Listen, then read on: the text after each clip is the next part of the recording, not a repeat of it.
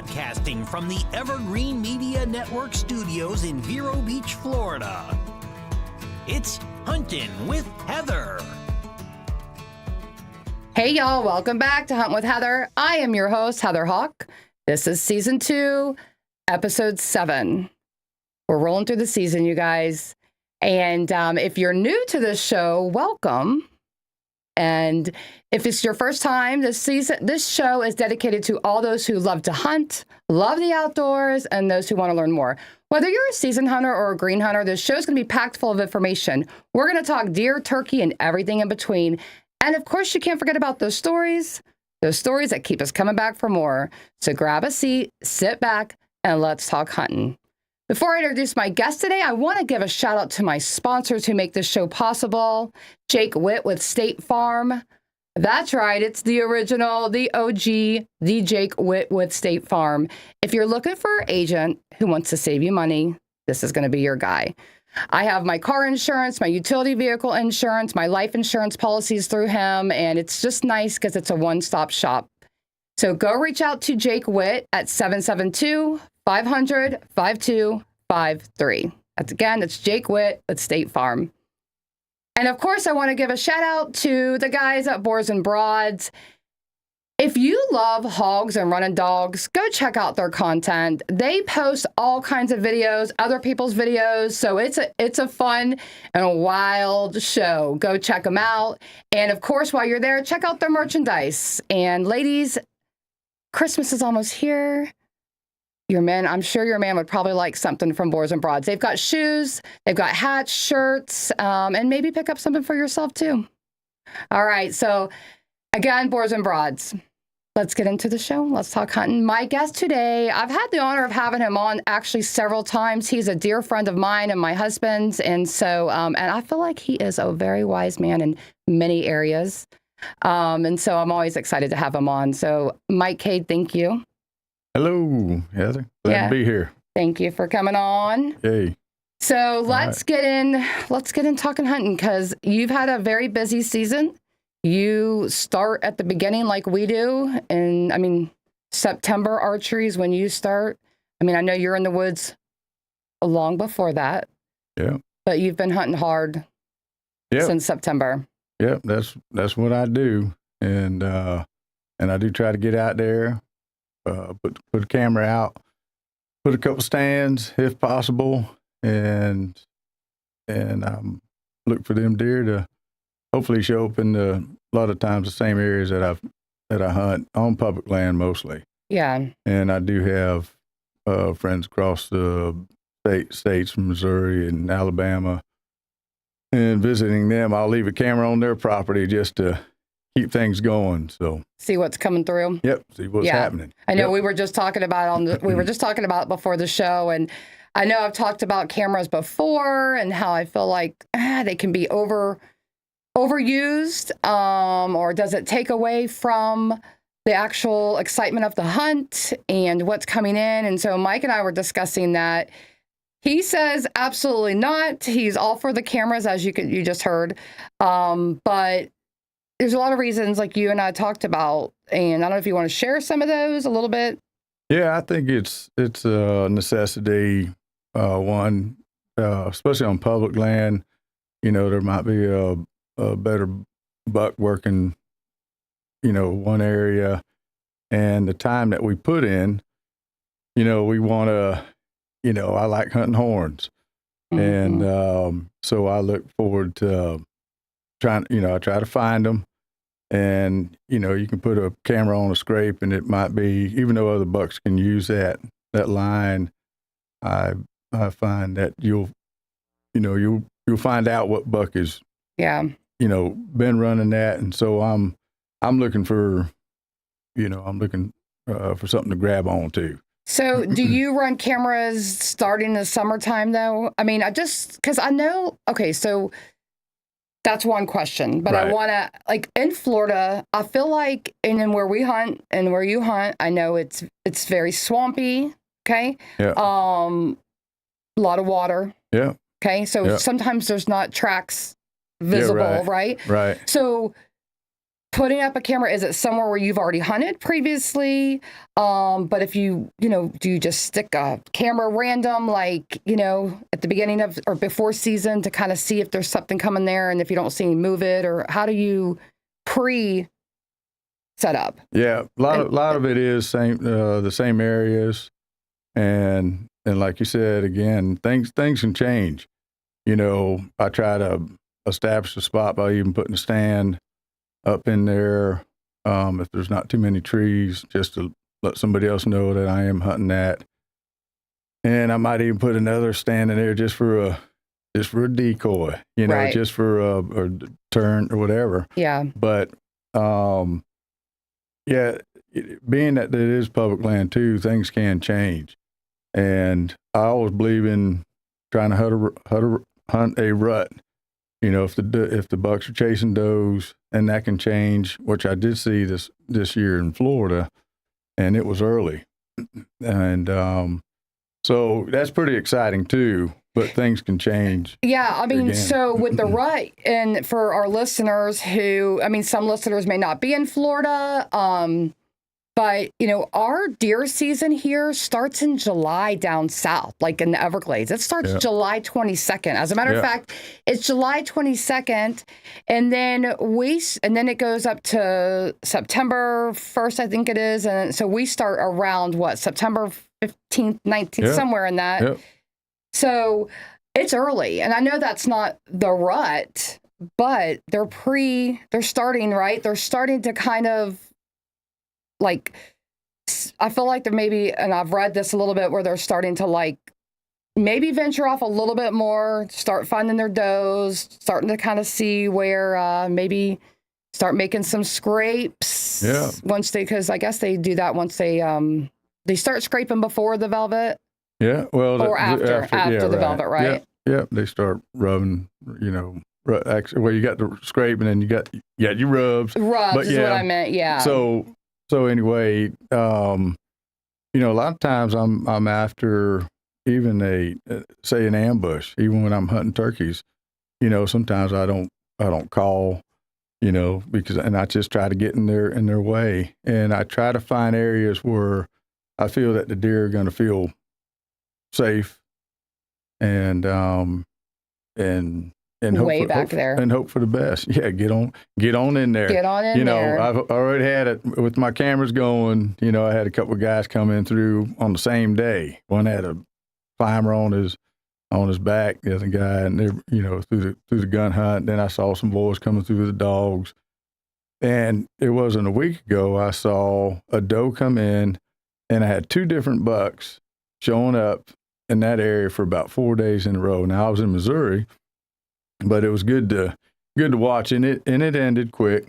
The doe, whether they bred, with her, I don't know, but they have not been back. The doe's been there, but the bucks have been gone. So maybe so. So that would be, you think that would be that second rut then, right? I think so. I think I don't know a whole lot with it, other than maybe every 28 days or something. It is, yeah.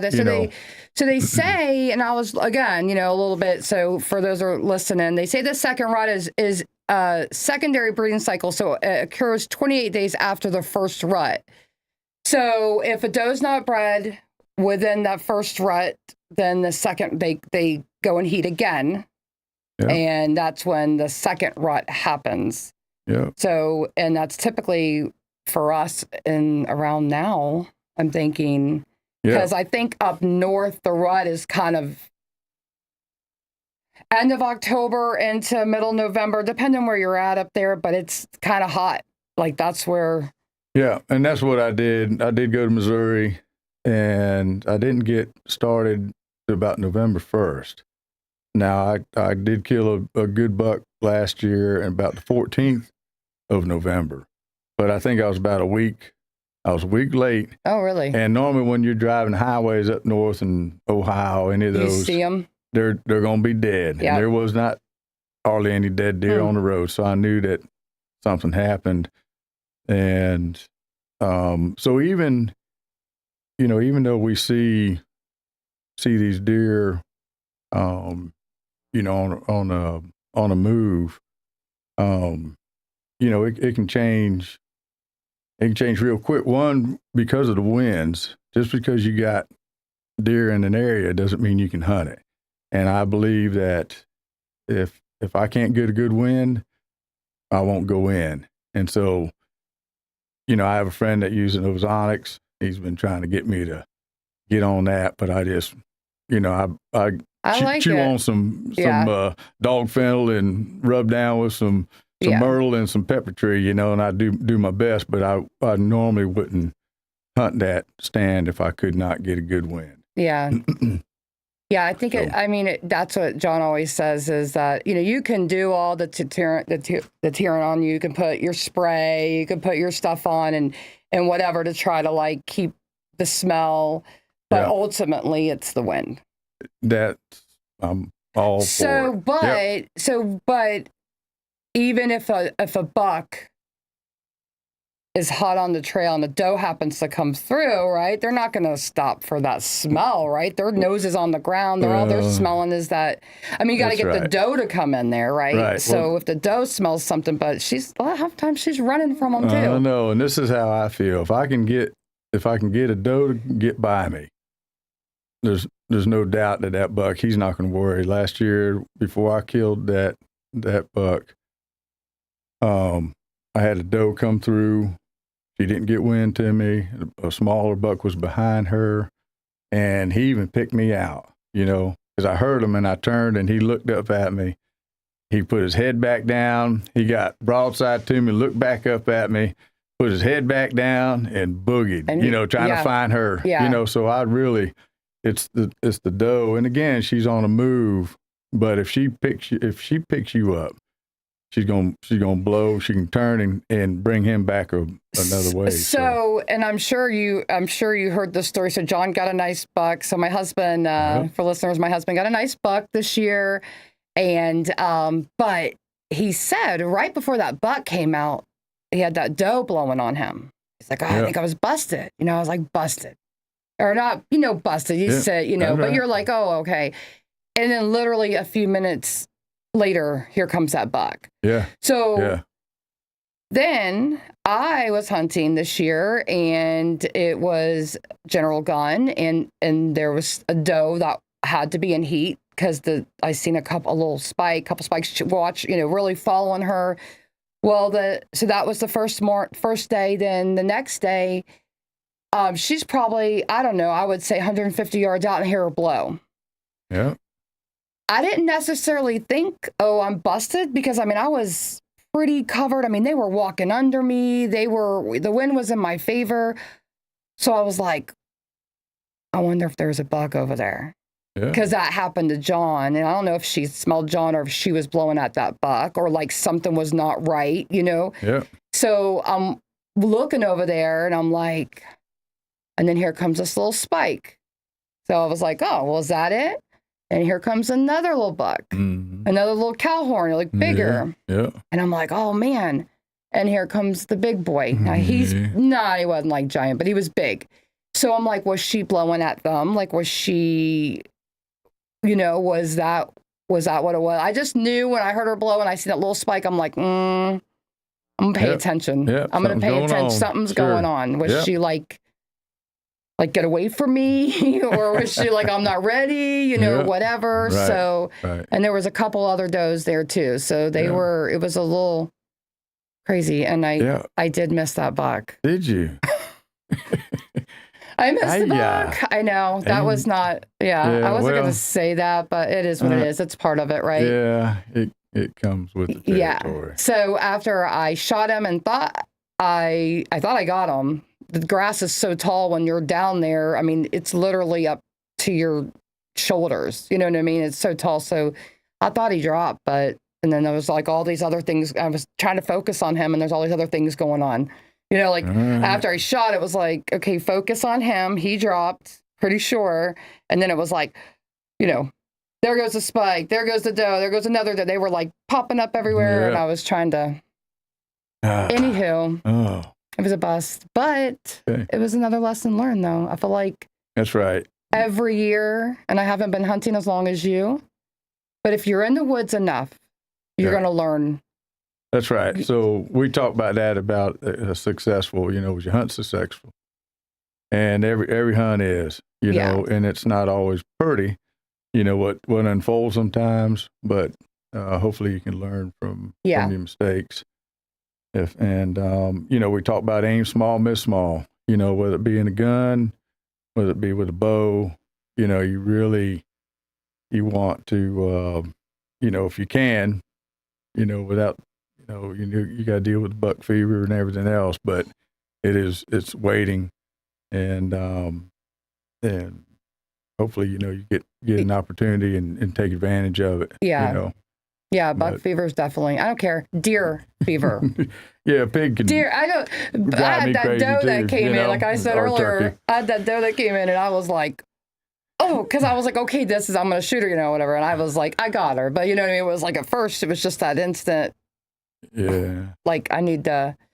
Okay, so I have another thing I wanted to ask you about. So I read this, and I thought this was, and I've seen this. Oh, maybe I didn't print it out. Let me see. Hold on. Anyway, so there's this thing where it says if you see a buck on camera, right, most likely next year, 1 year later, within 7 days of that day, you'll see that same buck if he has not been shot. Have you heard that? I have not heard that. Yeah, I thought that was quite interesting. And I have seen that where people have said that, what is the 7-day buck rule? It says, in theory, the 7-day rule works like as follows. A good buck walks along a certain trail and visits a scrape, and you either see him or you get him on trail camera. 1 year from that date, he should be visiting that same scrape and walking along the same trail. That's the premise. Okay, and I believe that could have a lot to do with whether it's public land, private land, because for me to see any of that on public land, I don't know if it's ever happened. You know what I'm saying? Because it's things do change. More people. You got more people out there, and they're not saving that. If it's 10 inches or better, right. they're not letting them grow, for one. So a lot of chances, and I do see some real good bucks at the end of the season on public land. You're like, yes. And that's a good feeling. Yeah. But I think you will see, especially on private land, you're going to see that same buck. And I have one up at our lease that I don't think I've seen him this year. I didn't see him this year. My camera wasn't working, but I've had him on, I want to say 3 seasons. Yeah. But he literally just shows up like once or twice. That's it. Yeah, right. And then I don't see him. And that's public land as well. You might see a buck today, and you might not see him for 2 months. Yeah. So that's another thing. So as far as trying to take advantage, with cameras, it's not always, I hunt other spots without cameras around, that I've hunted, because I know how the deer, I know they get pressured, and I just go try to get back where they're at. But so when you hunt public, because that's what you hunt primarily. Yeah. So as far as being pressured, let's say you've hunted a stand because the wind is like, it's perfect for you. Yeah. And I know where you hunt, not exactly, but I know you've got a couple spots within that area. But let's say you've been out there for the past 2 weeks, and I know that you hunt hard. Sometimes you hunt every day, depending on, whatever the season, or like, what I'm saying, you'll hunt. Yeah. Being pressured, though, don't you think it's being pressured by you walking in there every day? And wouldn't you want to switch it up a little bit and maybe go sit in? I'm just... Yeah, no, and I really don't. I mean, I'll, again, it comes down to the winds. Sure. I haven't, I'm not retired yet, so I am, I put in my time climbing trees. So I don't think I put the pressure, the pressure on them. I mean, again, I still work the winds, and, to hunt the same stand, I might hunt it, 2 days in a row, but I try to move around and try to find other opportunities too, different bucks. And I put a lot of time in the woods. And, I know. If you come out if you come out of the woods at a season on public land with one deer, you've done good. Yeah. You know, and so I did tell myself I was going to kill me a pig this early season before the hog hunter, you know, the dog hunters came in and the blow boats were coming in. I knew they were fixing to push things out or push things around anyway. Yeah, exactly. And so I took advantage of that one morning and did kill a nice pig. But yeah, it's things change. So definitely. So opening morning, we were hunting in the general area. You were hunting a little down from us. Yep. Remember? We get set up. We're in there early. Like it's dark. You know, we walked a couple miles back in there, and it's dark. I got my blind set up. Here comes this guy, right? It's daylight. What's he doing? I know, right? But I was like, you know, whatever. Each to their own. We can't, you know, what are you going to do? Right. Maybe he got off work late and had to come in. I don't know. Yep, But yep. literally 30 minutes after he came in, he shot. Yeah. And this is bow hunt. Yeah, this is archery. I mean, sorry. Yeah, shot. Yeah, But the yeah, archery. right. Yeah, who shot. And I was like, and he come walking by me. And he didn't even know I was there when he walked in, but he come walking by and he was like, oh, hey. He's like, did you see a buck go by? And I'm like, seriously? Like, no. He's like, yeah, I just shot. I'm like, you just walked in here. Like, literally, like 30 minutes he had been in there. Yeah, and I haven't seen any of those deer on that end on camera neither, you know. But I don't think he found them because he called in the dog tracker. He's like, I'm going to go. He's like, I'm calling in the dog tracker. I'm like, all right, well, we might as well get out, you know, shortly, but whatever. And when we were walking out, he had the dog tracker in, and then we come back the next morning and saw a couple guys there, and the one guy was like, I don't think he ever found that buck. Really? Yeah. So, and it was hot. It was so hot, you guys. It was September. Yeah. Oh, I mean, it was brutal, and that poor guy that was walking in with that dog, he was actually hauling the tracking dog in a on a dolly. On a dolly, like, you know, one of those, like, you know, baseball carts that the parents use or whatever. He was, because I mean, you know, it was at least 2 miles back in there. Plus he's got a track. But anywho, but I'm like, man.